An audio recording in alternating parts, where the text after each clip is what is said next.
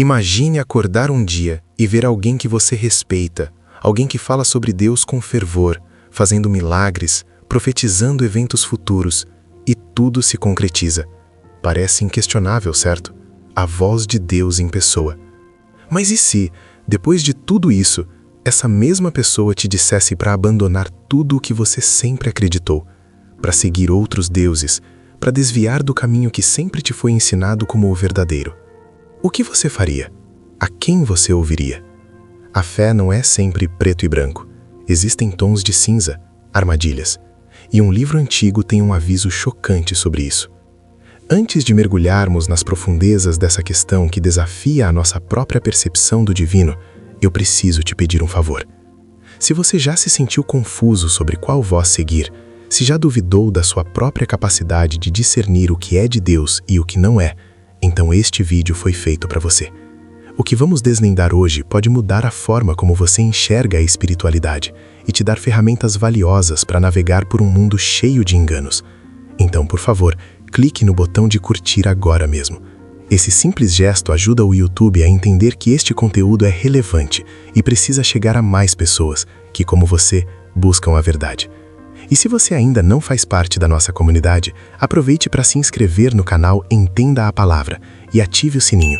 Assim, você não perde nenhum dos nossos vídeos que te ajudam a desvendar os mistérios e as mensagens profundas das Escrituras de uma forma que você nunca imaginou. Sua participação é essencial para que possamos continuar crescendo e levando essa luz a quem precisa. Agora, prepare-se, porque o que vem a seguir pode ser um dos maiores alertas que a Bíblia tem a nos oferecer. Nos desertos áridos e impiedosos da jornada de 40 anos, um líder exausto, mas determinado, erguia sua voz pela última vez. Moisés, o homem que falou face a face com Deus, estava prestes a se despedir de um povo teimoso, mas amado. Eles estavam à beira de uma promessa, às portas da terra que manava leite e mel, um lugar onde a fé seria testada de formas que eles jamais poderiam imaginar. E foi nesse cenário de despedida e esperança que ele entregou o que talvez seja um dos alertas mais sombrios e urgentes de toda a Torá, as palavras de Deuteronômio. Deuteronômio, cujo nome significa segunda lei ou repetição da lei, não é apenas um livro de regulamentos. É uma série de discursos inflamados, um testamento final de um profeta para sua nação. Ele repete mandamentos, sim, mas o faz com uma intensidade emocional palpável, implorando ao povo que lembre de suas origens, de seus livramentos e, acima de tudo, do caráter de seu Deus. Mas em meio a exortações sobre amor, justiça e obediência, surge um capítulo, o de número 13, que ecoa com uma gravidade particular, um aviso que transcende os séculos e ressoa poderosamente até hoje. Imagine a cena. Você está acampado, o sol se pondo sobre as tendas, o cheiro de fumaça subindo ao céu. Um homem se levanta, talvez um ancião respeitado ou um jovem carismático. Ele começa a falar de Deus, e suas palavras são tão convincentes, tão cheias de unção, que você sente um arrepio à espinha. Ele prediz que amanhã choverá no deserto, e acontece. Ele diz que um doente será curado, e um milagre se manifesta diante de seus olhos. Sinais e maravilhas, prodígios que parecem inquestionáveis evidências do poder divino. A multidão murmura, o temor e a admiração crescem. Este é um homem de Deus, sem dúvida, pensam todos. Mas então vem a reviravolta. Depois de ter ganhado a confiança de todos com feitos extraordinários, esse mesmo profeta, em um sussurro quase imperceptível no início, mas que se torna um grito cada vez mais alto, sugere algo perturbador. Venham, ele diz, sigamos outros deuses que vocês nunca conheceram e os sirvamos. Ele não está pedindo uma pequena mudança, mas uma apostasia completa, um abandono do Senhor, o único Deus que os tirou da escravidão no Egito. A quem você deveria ouvir nesse momento? Ao homem que realizou milagres ou à lei que você aprendeu desde criança? Deuteronômio 13, versículos 1 a 5, é explícito. Se levantar no meio de ti profeta ou sonhador de sonhos, e te der um sinal ou prodígio, e suceder o sinal ou prodígio de que te houver falado, dizendo, vamos após outros deuses que não conheceste, e sirvamo-los, não ouvirás as palavras daquele profeta ou daquele sonhador de sonhos, porquanto o Senhor vosso Deus vos prova, para saber se amais o Senhor vosso Deus com todo o vosso coração e com toda a vossa alma. Após o Senhor vosso Deus andareis, e a ele temereis, e os seus mandamentos guardareis, e a sua voz ouvireis, e a ele servireis, e a ele vos achegareis. E aquele profeta ou sonhador de sonhos morrerá, pois falou rebeldia contra o Senhor vosso Deus, que vos tirou da terra do Egito e vos resgatou da casa da servidão, para te apartar do caminho que o Senhor teu Deus te ordenou para andares nele. Assim tirarás o mal do meio de ti. Pausa para absorver a profundidade dessas palavras. O texto é claro como a água no deserto, mas vamos mergulhar um pouco mais fundo. Não se trata apenas de um aviso sobre falsos profetas que não conseguem realizar milagres. A Bíblia aqui nos choca ao apresentar um cenário onde o profeta realiza o sinal ou o prodígio. Ele prediz e acontece. Ele invoca e se manifesta. Esse é o ponto crucial que nos força a repensar nossa própria fé e o que realmente buscamos. Imagine por um momento a pressão psicológica e espiritual. Você acabou de presenciar o impossível, a cura inexplicável, a previsão do futuro que se concretiza. Sua mente, seu coração, sua alma clamam. É Deus, é o poder de Deus manifestando-se através deste homem. A tentação é imensa, quase irresistível, de seguir qualquer coisa que venha depois dessa demonstração de poder. É a natureza humana, sempre buscando o espetacular, o tangível, a prova irrefutável. Mas é exatamente nesse ponto, no ápice do deslumbramento, que a lealdade do povo de Deus é posta à prova. O milagre não é o fim da história, é apenas o prelúdio para a verdadeira questão. Onde está o seu coração? O que você realmente ama e segue? O poder, a manifestação, o homem que o opera ou o caráter do Deus que o livrou do Egito? O Deus que se revelou através de uma aliança de amor, justiça e santidade. Deuteronômio 13 nos diz, sem meias palavras, que o próprio Senhor vosso Deus vos prova. Ele permite que esses sinais e prodígios aconteçam não para enganá-los, mas para revelar o que está escondido no mais íntimo de vocês. É um teste para saber se o amor de vocês por Ele é genuíno, inabalável, fundamentado na verdade de sua palavra e de sua pessoa, e não apenas na conveniência ou no espetáculo. Pense comigo. O que significava amar o Senhor com todo o coração e toda a alma para o povo de Israel? Não era apenas uma emoção passageira. Era uma escolha diária, uma dedicação total à aliança que Deus havia estabelecido com eles. Era lembrar que aquele que os tirou da escravidão, que os guiou pelo deserto, que lhes deu a lei no Sinai, era o único Deus. Não havia outro. Todos os deuses das nações ao redor, Baal, Aserá, Moloque, eram ídolos vazios, fabricados por mãos humanas, que não podiam salvar, nem guiar, nem amar. Pelo contrário, exigiam sacrifícios brutais e promessas vazias.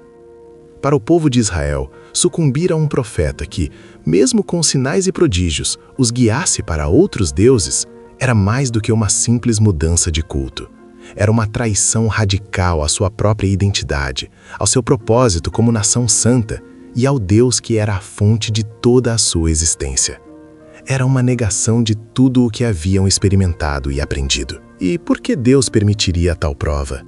Porque a fé verdadeira não pode ser forçada. O amor verdadeiro não é ditado. Ele precisa ser escolhido livremente, mesmo diante de todas as tentações e distrações. Se a fé de Israel fosse baseada apenas em milagres, ela seria tão volátil quanto as manifestações sobrenaturais. Hoje um profeta faz chover, eles creem. Amanhã outro profeta faz outro milagre, eles mudam de lealdade. Mas Deus não busca servos volúveis. Ele busca filhos e filhas cujo coração esteja totalmente voltado para Ele, independentemente das circunstâncias ou dos espetáculos.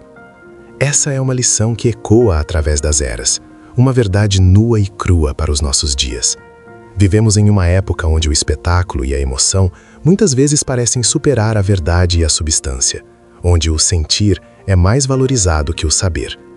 Quantas vezes vemos figuras carismáticas, com grande poder de oratória, que talvez até exibam algum tipo de sinal ou prodígio, seja um crescimento vertiginoso em suas plataformas, uma profecia que se concretiza, ou mesmo curas relatadas, mas cujas doutrinas, sutilmente ou abertamente, se desviam da palavra de Deus. Os outros deuses de hoje raramente se apresentam com o nome de Baal ou Aserá. Eles são muito mais sofisticados, mais insidiosos. Podem ser o evangelho da prosperidade ilimitada, que promete riquezas e saúde em troca de lealdade e dízimos, mas ignora o chamado ao sacrifício e à santidade. Podem ser ideologias políticas que se vestem de religiosidade, exigindo lealdade cega em nome de uma causa divina que contradiz os princípios de amor e justiça bíblicos. Podem ser filosofias de autoajuda que elevam o eu a um patamar divino, obscurecendo a necessidade de um Salvador. Podem ser até mesmo a busca incessante por sensações e experiências místicas que acabam por substituir a busca humilde pela verdade na palavra de Deus. O profeta ou sonhador de sonhos de hoje pode ser aquele influenciador digital com milhões de seguidores que fala com grande convicção e parece ter todas as respostas. Pode ser o autor de um livro best-seller que promete um novo caminho para a iluminação espiritual fora dos limites da ortodoxia cristã. Pode ser o líder carismático que prega mensagens confortáveis, que massageiam o ego e prometem uma vida sem dores, mas que diluem a mensagem desafiadora do Evangelho. O verdadeiro teste, então, não é se algo parece milagroso ou convincente, mas se está alinhado com o caráter de Deus revelado em sua palavra. A pedra de toque para discernir a verdade não é a emoção que sentimos, nem o tamanho da congregação, nem a popularidade do mensageiro, mas a fidelidade inabalável à verdade revelada nas Escrituras. Jesus mesmo nos advertiu em Mateus 7,15: acautelai-vos dos falsos profetas, que vêm a vós disfarçados em ovelhas, mas interiormente são lobos devoradores. E como os reconheceríamos? Pelos seus frutos os conhecereis. E esses frutos não são apenas obras aparentes, mas a essência de sua mensagem e a direção para onde eles nos guiam. Deuteronômio 13, portanto, nos desafia a perguntar: qual é o fundamento da sua fé? É a manifestação visível do poder ou é o relacionamento com o Deus invisível, mas fiel, que se revelou plenamente em Jesus Cristo e cuja palavra é a âncora da nossa alma? Você está disposto a ignorar a voz que parece vir de Deus se essa voz te afasta da sua verdade revelada? A gravidade do aviso de Deuteronômio 13 não termina com a figura do profeta. Ele se estende para dentro das nossas próprias casas, para os nossos círculos mais íntimos. Os versículos 6 a 11 nos confrontam com uma verdade ainda mais desconfortável, um comando radical que, à primeira vista, pode parecer duro demais para ser verdade.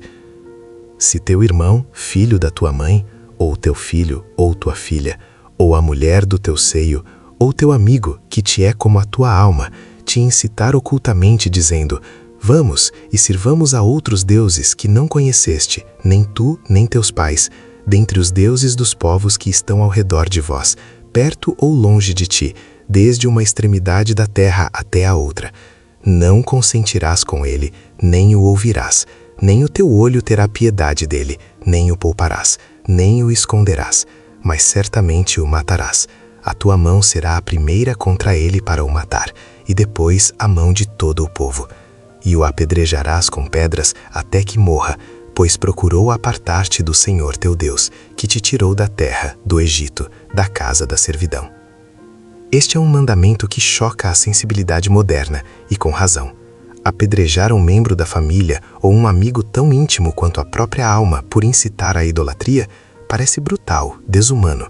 Mas para entender Deuteronômio 13, precisamos nos despir de nossa lente cultural contemporânea por um momento e tentar calçar os sapatos de um israelita vivendo sobre a antiga aliança, em uma terra repleta de cultos pagãos e deuses sedutores. Para Israel, a fé no Senhor não era apenas uma questão de crença pessoal, era o fundamento de sua identidade, a rocha sobre a qual toda a sua nação foi construída. Eles eram um povo separado, escolhido por um Deus único e verdadeiro, que os havia resgatado de um cativeiro terrível. A idolatria não era apenas uma falha moral, era traição em seu sentido mais profundo.